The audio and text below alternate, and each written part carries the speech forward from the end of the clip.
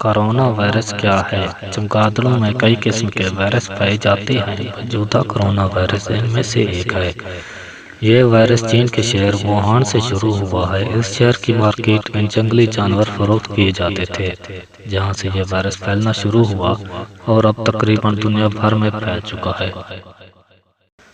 بیماری کے اثرات: یہ وائرس جانوروں اور پرندوں میں اسہال اور سانس کی تکلیف جیسی بیماریوں اور انسانوں میں سانس اور پھیپھڑوں کے امراض کا سبب بنتا ہے۔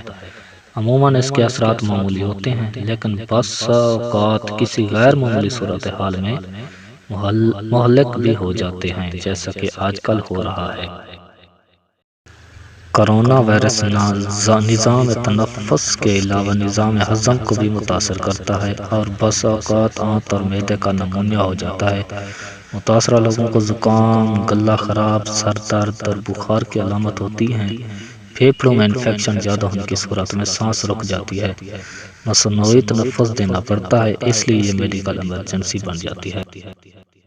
حفاظتی تدابیر: کرونا وائرس کا کوئی خاص علاج نہیں ہے، البتہ کچھ احتیاطی تدابیر ہیں جن پر عمل کرنے سے بیماری لاحق ہونے سے بچا جا سکتا ہے۔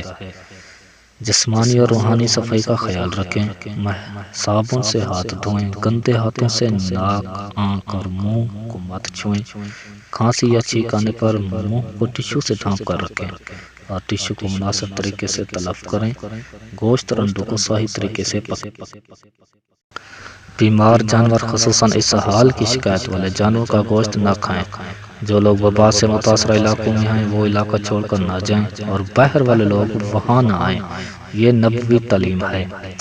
نمونیا، شدید کھانسی کے ساتھ بخار اور سانس کی تکلیف کی صورت میں فوراً کسی اچھے معالج کو دکھائیں۔ جو شخص 5 نمازوں کا اہتمام کرتے اور کھانے سے پہلے اور بعد میں ہاتھ دھونے کی سنت پر عمل کرتا ہے، اس کے لیے ان تدابیر پر عمل کرنا بہت آسان ہے۔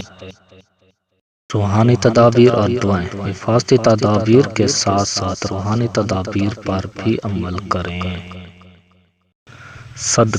صدقہ دیں۔ اپنے گلی محلے اور رشتہ داروں میں بیوہ، یتیم اور مضطہق افراد کو ضروریات زندگی مہیا کریں۔ صدقہ ہر قسم کی بلا کو ٹالتا ہے، بری موت سے بچاتا ہے اور رزق، صحت اور عمر میں برکت لاتا ہے۔ مسنون دعاؤں کا اہتمام: دعا مومن کا ہتھیار ہے، خیر و برکت لانے اور ہر قسم کے شر اور آفت سے بچاؤ کا ذریعہ ہے۔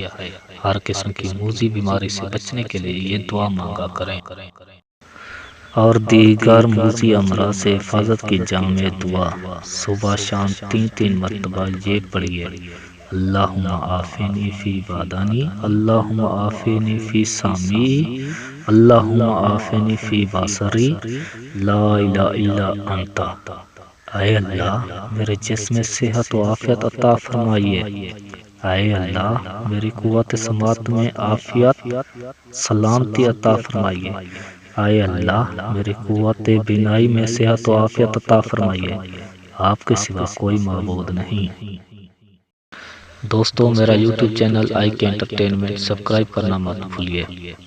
آخر میں ہم اپنے اللہ تعالیٰ کے حضور دعا کے لیے ہاتھ اٹھاتے ہیں۔ اللہ تعالیٰ وطن عزیز پاکستان، تمام اسلامی ممالک اور پوری دنیا کی ان موذی بیماریوں سے حفاظت فرمائیں۔